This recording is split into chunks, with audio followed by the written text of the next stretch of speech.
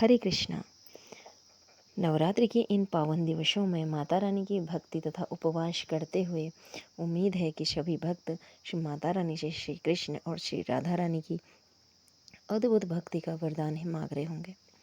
श्री कृष्ण की भक्ति दिनों दिन किस प्रकार हमारी बढ़ती रहे, इस प्रकार की कामना कर रहे होंगे। भगवान श्री कृष्ण से सदैव ही भक्ति की कामना करें कि हमारी भक्ति बढ़ती रहे, जिससे हमें ठाकुर जी के समक्ष स्थान मिले, हमें ठाकुर जी के निज वृंदावन में स्थान मिले। भगवान श्री कृष्ण की भक्ति तथा राधा रानी के श्री चरणों का ध्यान किस प्रकार हम अधिक से अधिक अपनी भक्ति को, अटूट भक्ति, निस्वार्थ भक्ति में वृद्धि कर सकते हैं।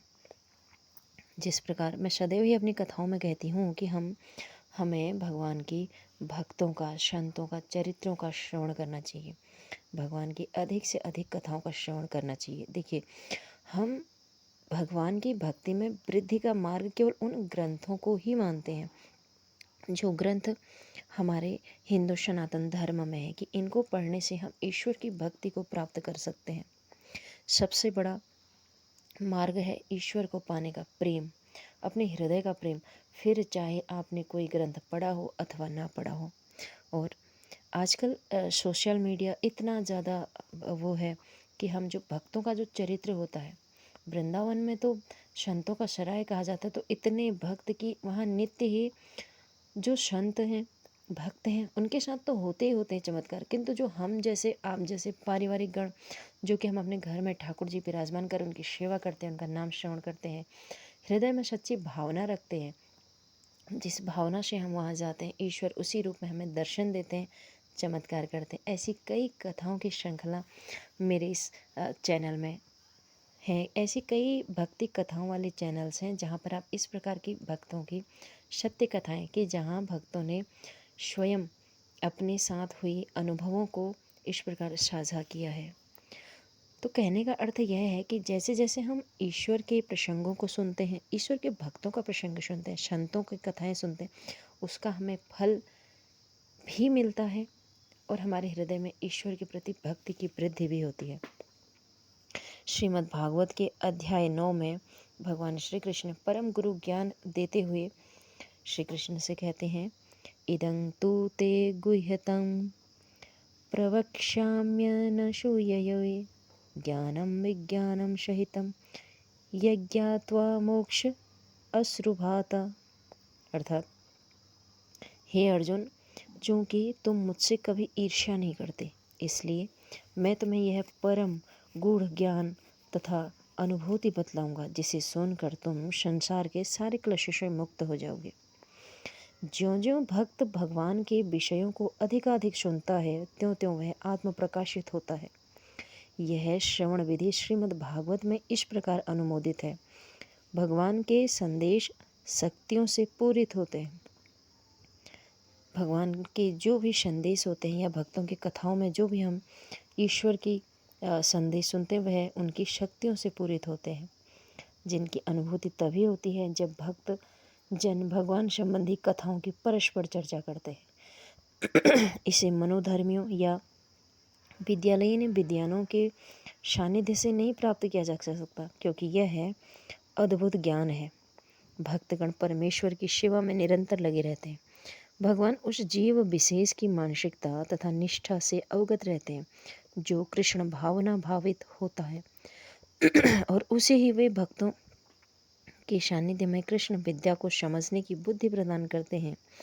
कृष्ण की चर्चा अत्यंत शक्तिशाली है, और यदि सौभाग्यवश किसी को ऐसी संगति प्राप्त हो जाए तो वह इस ज्ञान को आत्मसात करे, तो वह आत्म साक्षात्कार की दिशा में अवश्य प्रगति करेगा।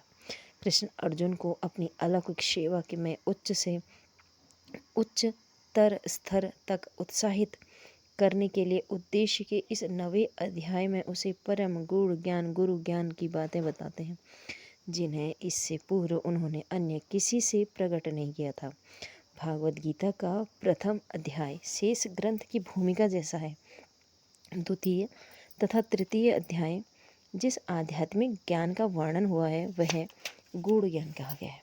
7वें तथा 8वें अध्याय में जिन विषयों की विवेचना की गई है वे भक्ति से संबंधित है और कृष्ण भावनामृत पर प्रकाश डालते हैं। किंतु 9वें अध्याय में तो अनन्य शुद्ध भक्ति का वर्णन हुआ है। फलस्वरूप यह परम गूढ़ ज्ञान कहा गया है। जिसे कृष्ण का यह परम गूढ़ ज्ञान प्राप्त है वह दिव्य पुरुष है। अतः इस संसार में रहते हुए भी उसे भौतिक क्लेश नहीं सताते।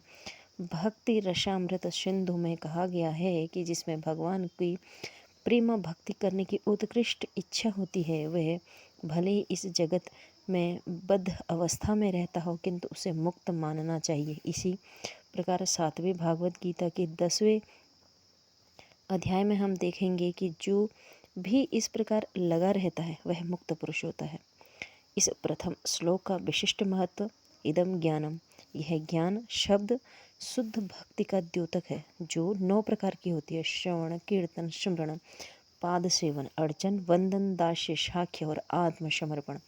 भक्ति के इन 9 तत्वों का अभ्यास करने से मनुष्य आध्यात्मिक चेतना और कृष्ण भावनामृत तक उठ पाता है। इस प्रकार जब मनुष्य का हृदय भौतिक कल्पमश से शुद्ध हो जाता है वह कृष्ण विद्या को समझ सकता है। केवल यह ज्ञान लेना ही जीव भौतिक नहीं है, पर्याप्त नहीं है। यह तो आत्मानुभूति का शुभारंभ हो सकता है किंतु उस मनुष्य के शरीर के कार्यों को, उस भक्त की आध्यात्मिक कार्यों को अंतर में समझना होगा जो यह जानता है कि वह शरीर नहीं है। भगवान श्री कृष्ण ने अर्जुन को अपनी चर्चा यानी कि कृष्ण के प्रति समर्पण, भक्ति के 9 रूप और कृष्ण की परस्पर चर्चा जो भक्तगण करते हैं। अच्छा, भक्ति का मतलब यही नहीं है। भागवत गीता में भगवान श्री कृष्ण ने स्वयं कहा है कि भक्ति का मतलब यह नहीं है कि यदि हम गृहस्थ धर्म में हैं तो हम गृहस्थ धर्म छोड़कर केवल उसी में लगे रहें, या केवल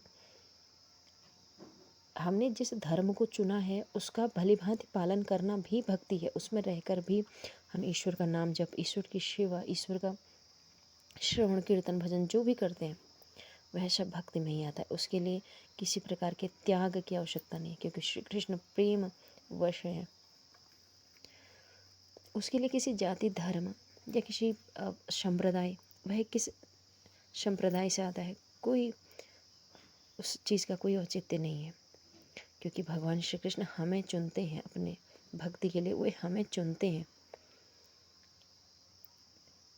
राजा अकबर एक बार अपनी पत्नी को लेकर वृंदावन गए और जैसे उन्होंने राधा रमन लाल जी को देखा तो उन्हीं की दृष्टि में इतने मोहक रूप देखकर उसी में खो गई और अब रानी ने वापस ना आने की हट कर ली और महाराज से बोली कि अब वह आपकी नहीं, वह केवल श्री राधा रमन लाल जी की है।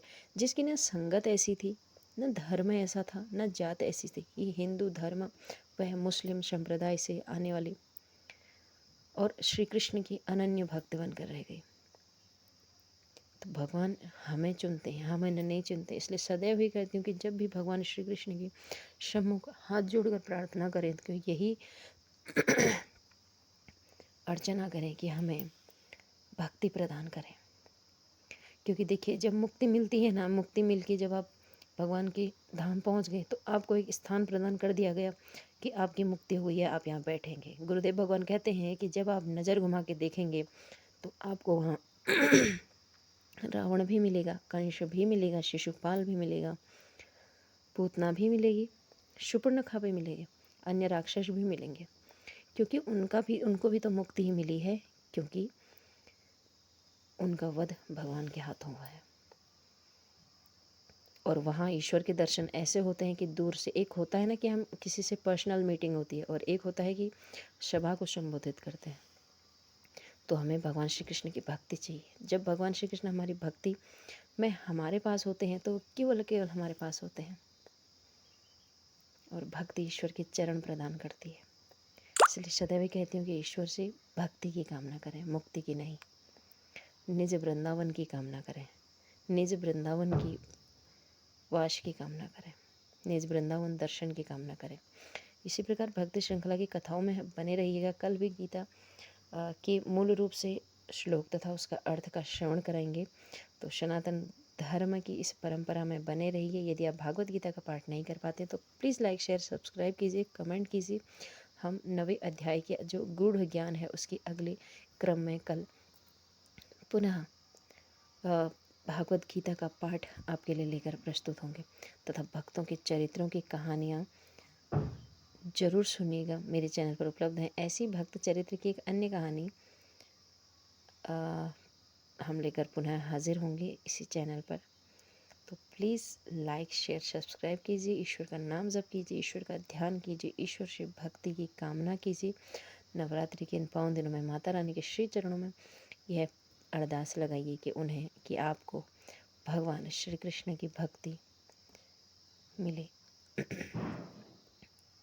तो इसी प्रकार आज की कथा का अंत करते हैं एक जयकारे के साथ। हरे कृष्णा। बोल वृंदावन बिहारी लाल।